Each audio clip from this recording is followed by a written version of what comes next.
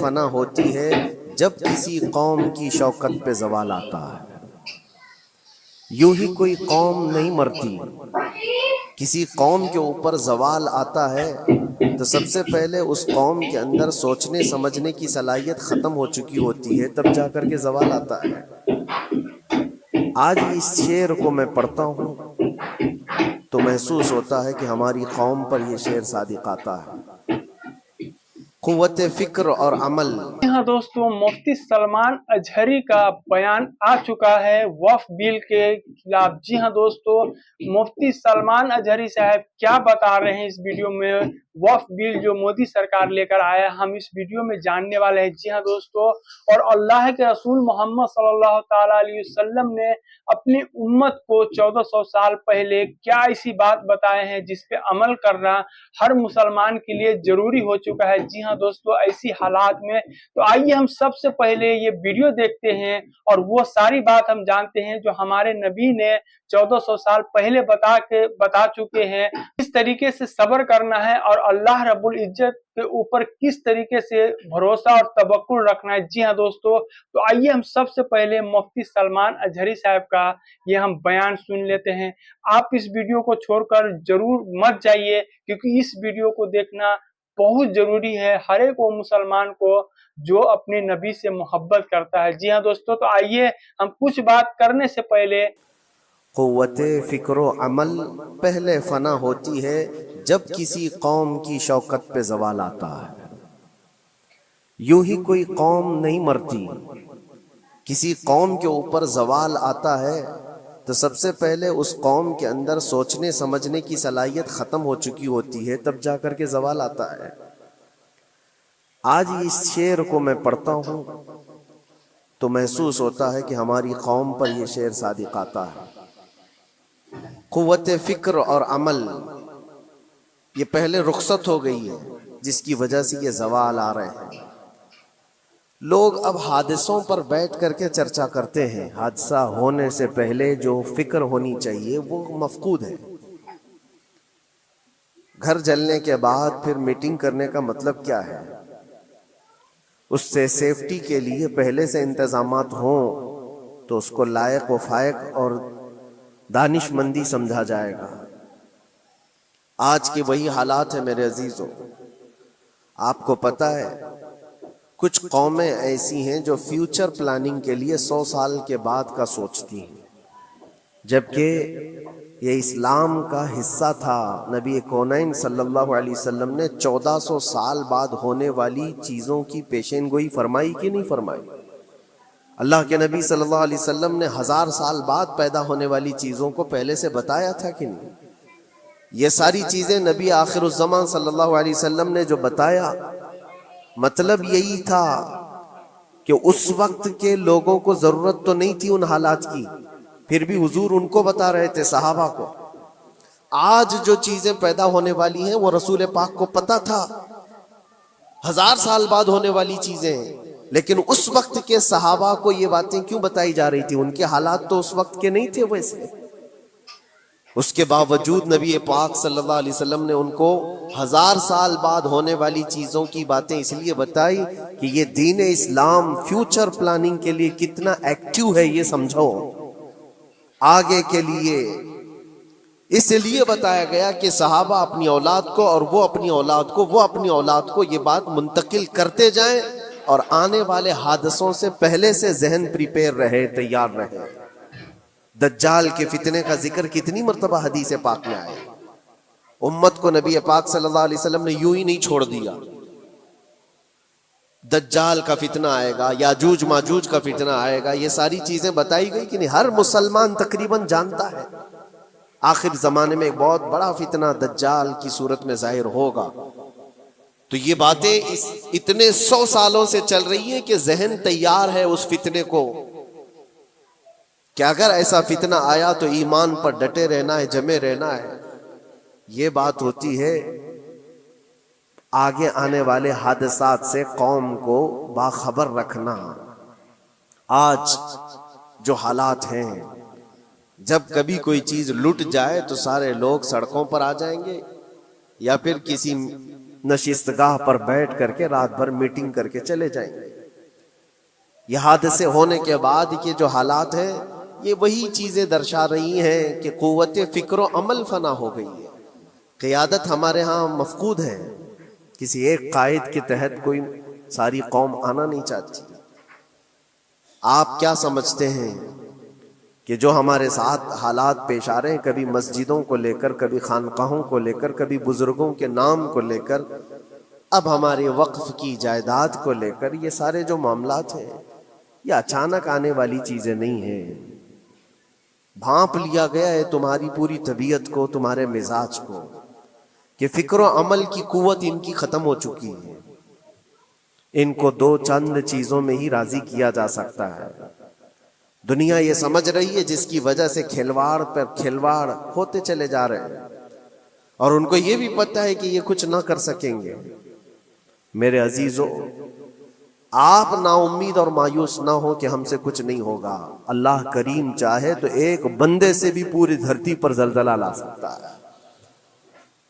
اللہ کریم کی ذات پر یقین اور توکل رکھو. سرکار غریب نواز ہندوستان آئے تھے تو بہت بڑی فوج لے کر نہیں آئے تھے، اللہ کی ذات پر بھروسہ کر کے آئے تھے، اور 90 لاکھ لوگوں کے دلوں میں چراغ اسلام جلا دیا تھا.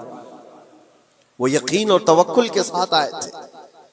آج لوگوں کے دلوں کے اندر جو مایوسی اور نا امیدی ڈالی جا رہی ہے کہ کچھ ہوگا نہیں، ابھی کچھ کرنے سے کچھ نہیں ہوگا، یہ نا امیدی اور مایوسی تمہاری طبیعت میں کیوں آئی؟ کیا تمہارا رب تبارک و تعالیٰ کی ذات پر یقین کمزور ہو گیا؟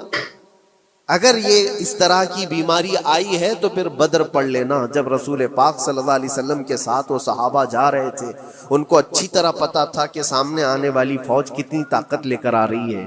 1000 لوگ آ رہے ہیں، ہاتھی گھوڑے ان کے پاس، ہتھیار اور اسباب ان کے پاس ہے، کھانے پینے کی مزے کی ساری چیزیں لے کر کے آ رہے تھے مکہ والے. اور ادھر صحابہ ننگے پیر ہیں، 313 کے پاس 4 گھوڑے ہیں، پیدل چلے آ رہے ہیں. چھاؤں لینے کے لیے کوئی جگہ تک نہیں ہے ان کے پاس. ایک کھجور کسی کے پاس ہو تو 10 لوگ اس پر اکتفا کر لیں. فاقے پر فاقہ کرنے والے وہ صحابہ. لیکن انہوں نے یہ نہیں کہا کہ اللہ کے نبی صلی اللہ تعالی علیہ وسلم سے کہ ہمارے پاس اسباب کی کمی ہے، ہتھیار کی کمی ہے، کچھ نہیں، ہمارے پاس سواری نہیں ہے. بغیر سواری کے 180 کلومیٹر مدینے سے چل کر کے وہ بدر پہنچے تھے، بدر تک پہنچے تھے. اور اس وقت اپنی ساری محنتیں، اپنی ساری قوتیں انہوں نے زمین پر لا کر رکھ دی. پھر بدر کے میدان میں جب پہنچے تب اللہ کریم کی بارگاہ میں دعا کیا تھا میرے مصطفیٰ نے، اے اللہ اگر اس نہتی قوم کو تو نے فتح نہیں دی تو پھر قیامت تک اس روئے زمین پر سجدہ کرنے والا کوئی نہیں ہوگا. یہ محبوبانہ انداز تھا میرے مصطفیٰ کا. وہ دعا مدینے میں بیٹھ کر کے بھی تو کر سکتے تھے. 180 کلومیٹر دور اتنی مصیبت میں دھوپ میں چل کر کے جانے کی کیا بات تھی؟ ننگے پیر صحابہ گئے ہیں، فاقے پر فاقہ کیے ہوئے. وہ مدینے میں بیٹھ کر دعا کرتے تو کیا رحمت للعالمین کی دعا قبول نہیں ہوتی؟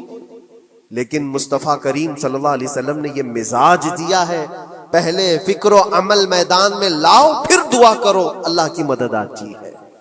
یہاں ہم بیٹھ کر کے یہیں سے دعا کرتے ہیں، کچھ کرنا نہیں ہے، بدلنا نہیں ہے، اور فکر و عمل کو لانا نہیں ہے، تو پھر صرف یہاں بیٹھ کر کے دعا کرنا. یہ تو میرے عزیزوں عورتوں کو اس سے ذمہ داری دی گئی ہے کہ تم میدان عمل میں آ نہیں سکتی، تم اپنے گھروں سے دعا کرو اپنے بھائیوں کے لیے. لیکن یہ کام تو اب سارے مردوں نے بھی لے لیا ہے. بہرحال قوت فکر و عمل پہلے فنا ہو جاتی ہے جب کسی قوم کی شوکت پہ زوال آتا ہے. آج یہ جو سارے معاملات ہم دیکھ رہے ہیں اس کی ایک خاص وجہ میں آپ کو بتانا چاہتا ہوں. آج سے تقریباً 8-9 سال پہلے میرا ایک بیان بھی ریکارڈ موجود ہے، کافی دنوں تک وہ چلتا رہا. میری اپنی بات نہیں تھی. سراج الامہ امام غزالی رحمۃ اللہ تعالی علیہ انہوں نے لکھا تھا کہ امت پر اگر ایک ایسا وقت آ جائے جب ان کے سامنے ان کے نبی کو گالیاں دی جا رہی ہیں اور امت کچھ نہ کرے، تو پھر وہ انتظار کرے کہ عنقریب وہ وقت بھی ان کے اوپر آنے والا ہے جب ان کی ماؤں بیٹیوں اور سب عزتوں کو بازار میں نیلام کیا جائے گا اور یہ کچھ نہیں کر سکے. وہ دن آ جائیں گے. بیسک وجہ وہاں سے شروع ہوئی کہ لوگ اپنے عیش و عشرت میں کچھ کمی نہ کر سکے. بارگاہ مصطفیٰ صلی اللہ علیہ وسلم کی گستاخیاں کھلے عام ہوتی رہیں اور اس پر ہم لوگ جس طرح کے حالات دیکھتے رہے. بہت سارے لوگ تو مجھ کو یہ کہتے تھے، مجھ سے یہ کہتے تھے کیا ضرورت ہے آپ کو بولنے کی، حالات دیکھ نہیں رہے آپ؟ ظالمو، تم کو اگر کوئی چھوٹی سی ماں کی گالی دے دے تو تم بپھر جاتے ہو اور اس کے اوپر آسمان توڑنے کی بات کرتے ہو. اور ہم اپنے نبی پاک صلی اللہ علیہ وسلم سے کروڑوں ماؤں سے زیادہ محبت کرتے ہیں. اس رسول پاک صلی اللہ تعالی علیہ وسلم پر کوئی بھونکتا رہے اور اس کا جواب نہ دو، تم یہ کہتے ہو مصلحت ہے، حالات ایسے ہیں یہ. تو پھر اپنا یہ لباس بدل دینا چاہیے، اپنا نام بدل دینا چاہیے. پھر اس دائرہ اسلام میں رہ کر کے مطلب کیا ہے؟ اسی لیے اقبال نے 100 سال پہلے ایک مزاج دیا تھا. ایمان ہے کیا چیز؟ اسلام ہے کیا چیز؟ تم کیا سمجھتے ہو داڑھی ٹوپی اور جبے کبے کا نام اسلام ہے؟ اسلام کیا ہے؟ اقبال نے کہا تھا کہ بارگاہ مصطفیٰ صلی اللہ تعالی علیہ وسلم کے قدموں تک اپنے آپ کو پہنچا دو، یہی دین ہے، یہی دین ہے. گر بہو نہ رسیدی تمام ابو لہبیست، اور اگر تم وہاں تک نہیں پہنچ سکے تو زندگی ابو لہب کی طرح. دین یہ ہے آبرو ما زنام مصطفیٰ است. ہم سب کی عزت و آبرو حضور کے نام سے جڑی ہوئی، ان کے نام سے جڑی ہوئی ہے ہماری عزت و آبرو. اور تم اس نام کی حفاظت نہیں کر سکو گے تو آگے یہ سب چیزیں آنے والی ہیں جو آ رہی ہیں. آج لوگ آج واویلا مچا رہے ہیں. یہ بات یاد رکھنا، شیطان کبھی فجر کی نماز کے لیے اٹھا نہیں سکتا، اور اگر اٹھا رہا ہے تو پھر اس کا کوئی مقصد ہے. شیطان اور نماز، آج سختہ ان کے پاس ہے، طاقت ان کے پاس ہے، حکومت ان کے پاس ہے، ڈپارٹمنٹ ان کے پاس ہے، سب کچھ، جوڈیشری، ہر چیز ان کے پاس ہو. وہ کیا کر رہے ہیں اس سے مجھے مطلب نہیں. میں آپ سے یہ پوچھنا چاہتا ہوں، مجھے رہزنوں سے غرض نہیں، تیری رہبری کا سوال ہے. تم خیر امت ہو، رسول پاک کی امت میں ہو. تمہاری بھومکا جس کو کہا جاتا ہے، تمہاری یہاں پر زندگی کے معاملات، یہ بہت زیادہ اہمیت کے حامل ہیں. تم کیسے بن سکتے ہو آج؟ اسی لیے قرآن پاک کی آیت میں نے شروع میں تلاوت کی. رب ذوالجلال فرماتا ہے ان اللہ لا یغیر ما بقوم حتی یغیروا ما بانفسہم. بے شک اللہ تعالیٰ اس وقت تک کسی قوم کی حالت نہیں بدلتا جب تک وہ قوم خود اپنی حالت بدلنے کی کوشش نہیں کرتی. جب تک اپنی حالت بدلنا نہیں چاہتے اس وقت تک اللہ تبارک و تعالیٰ نہیں بدلے گا.